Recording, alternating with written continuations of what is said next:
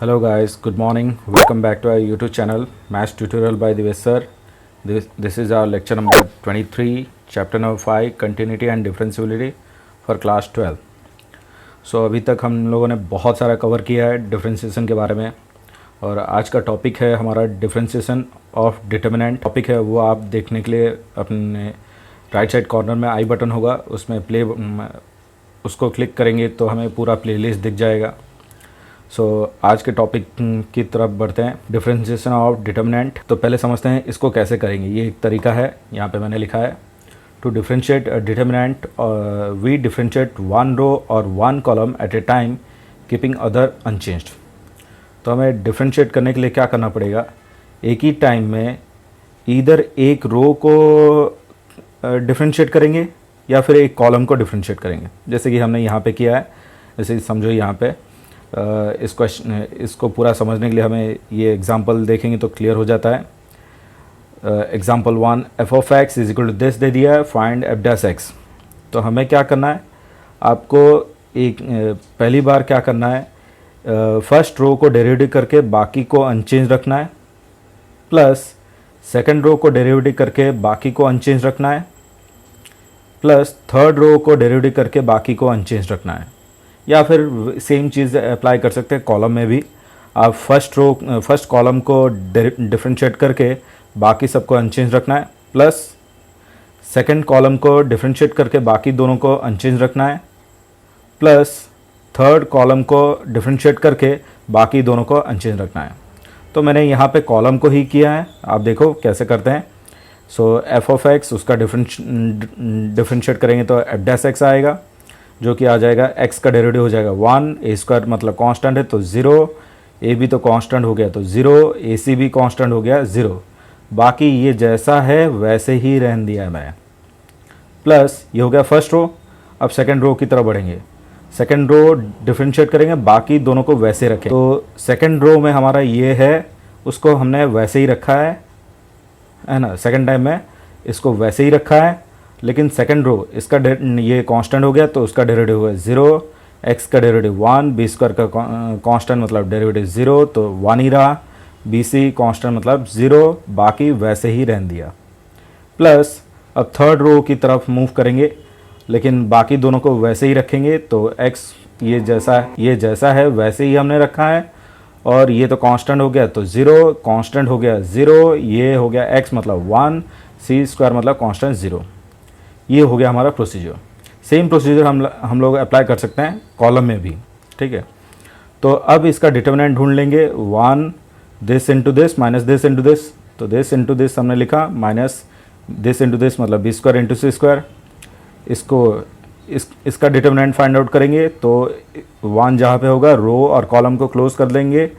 इसके रो ये है, कॉलम ये है, तो ये दोनों बचा और ये दोनों बचा। तो दिस इंटू दिस मल्टीप्लाई किया, minus this into this A square C square. यहाँ पे भी उसके रो और कॉलम को क्लोज कर लेंगे, तो ये बचेगा this into this minus A square A B into A B, that is A square B square. अब इसे सिंप्लीफाई कर लेते हैं, तो X into X X square, X into C square X C square, B square into X B square, plus B square into C square that is B square C square minus B square C square. Same चीज़ यहाँ पे भी करते हैं, that is X into X X square, X into C square that is X C square, X into A square that is X A square, A square into C square that is A square C square minus A square C square. Same यहाँ पे भी X into X X square, X into A square that is X A square, X into B square X B square, plus A square B square minus A square B square. तो ये A square B square cancel out हो गया, A square C square cancel out हो गया, और B square C square भी cancel out हो गया। तो हमारे पास बचा that is X square X square X square that is 3 X square बचा।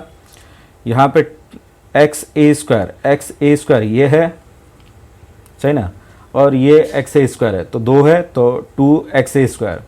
सेम यहाँ पे एक्स बी स्क्वायर, यहाँ पे भी कहीं पे होगा, देखो एक्स बी स्क्वायर तो 2 X B square X square, और यहाँ पे एक्स सी स्क्वायर है तो 2 एक्स स्क्वायर।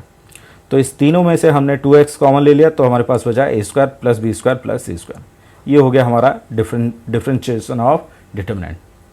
तो ये था हमारा पहला एग्जांपल। सिमिलरली हम दूसरा एग्जांपल भी करते हैं। वैसे ही क्वेश्चन दिया है, if y is equal to F X G X H X L M N A B C, ये दे दिया है। हमें प्रूफ करना है कि D Y by D X हो जाएगा हमारा F dash X G dash X H dash X L M N A B सी।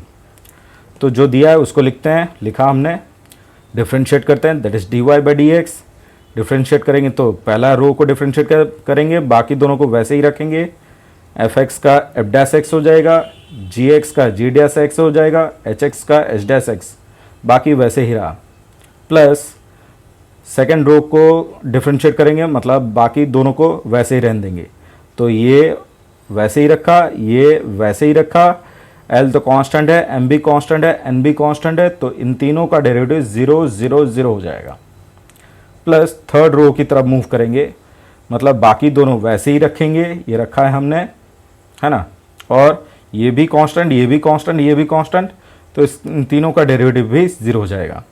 अगर एक रो या एक कॉलम 0 हो जाता है तो उसका मतलब उसका आंसर 0 होता है। तो ये पूरा आंसर हो गया 0, ये भी आंसर हो गया 0, तो सिर्फ बचा ये वाला पार्ट। तो D Y by D X is equal to F dash X, पहला वाला part, G dash X H dash X L M N A B C, हमने जो पूछा गया था हमने वो प्रूफ कर लिया। नेक्स्ट मूव करते हैं थर्ड क्वेश्चन की तरफ।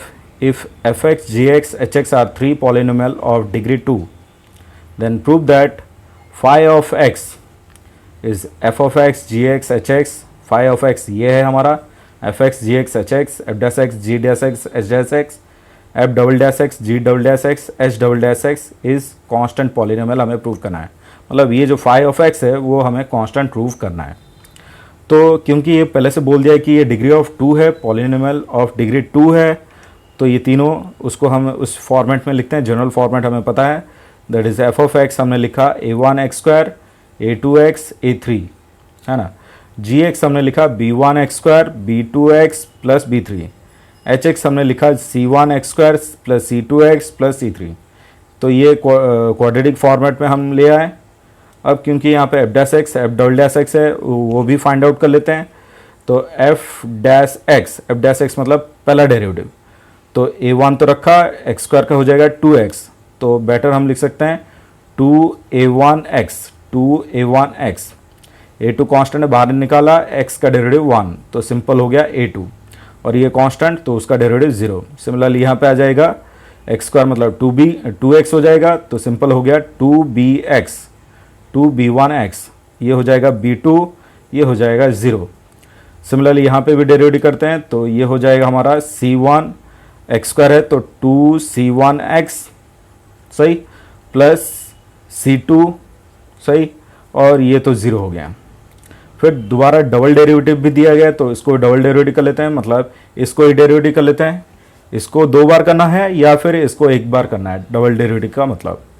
तो एफ डबल डैश एक्स ये हो गया, तो इसको डेरिवेटिव दैट इज 2a1 बाहर निकाला, x का डेरिवेटिव 1, कांस्टेंट का डेरिवेटिव 0, तो सिंपल हो गया 2a1।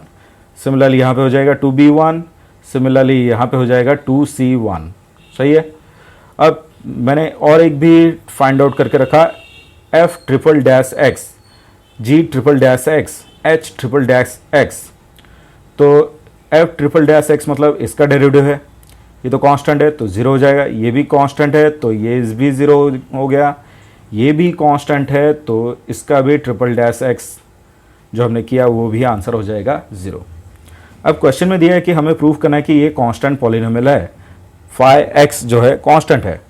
अगर कोई भी फंक्शन कांस्टेंट होता है तो उसका डेरिवेटिव करते हैं तो वो हमेशा 0 हो जाएगा, ये दिमाग में रखना है। तो हमें शो करना पड़ेगा कि जो फाई डैश एक्स है वो है क्या बताओ 0 है। तो उसके लिए पहले हमें फाई डैश एक्स ढूंढना पड़ेगा, मतलब इसका डेरिवेटिव करना पड़ेगा। तो इसको डेरिवेटिव करते हैं, तो फर्स्ट रो को डेरिवेटिव करेंगे, तो F dash X G dash X H dash X, बाकी दोनों वैसे रहेगा, वैसे ही हमने रख दिया है।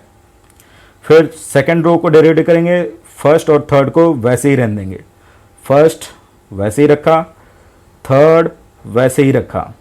इसको डिफ्रेंशिएट करते हैं, सेकंड को करते हैं, that is F dash X है, उसको डिफ्रेंशिएट करेंगे तो F double dash X G dash X, तो G double dash X H dash X तो एच डबल डैश एक्स आ जाएगा। सिमिलरली ये हो गया सेकंड रो की बात। अब थर्ड रो को डिफ्रेंशिएट करेंगे तो फर्स्ट एंड सेकंड जैसा है वैसे ही रहने देंगे।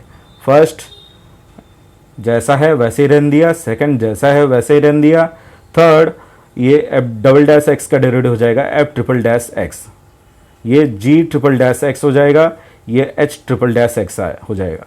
अब समझ में आया कि हमने यहाँ पे ट्रिपल डैश एक्स क्यों फाइंड आउट किया था।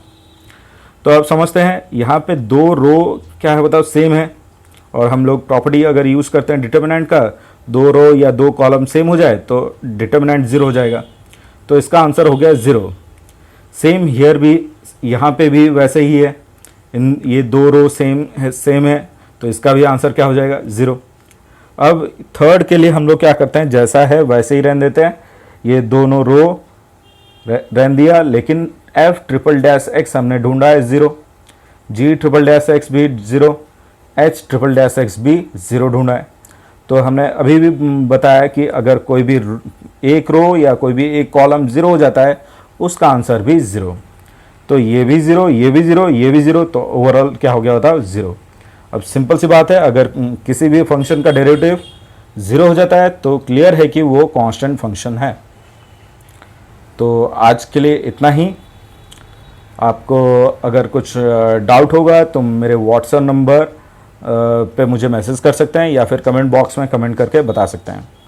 सो thanks for joining our class. Do like, share and subscribe my channel, and don't forget to hit the bell icon to have notification for my new videos. Thank you.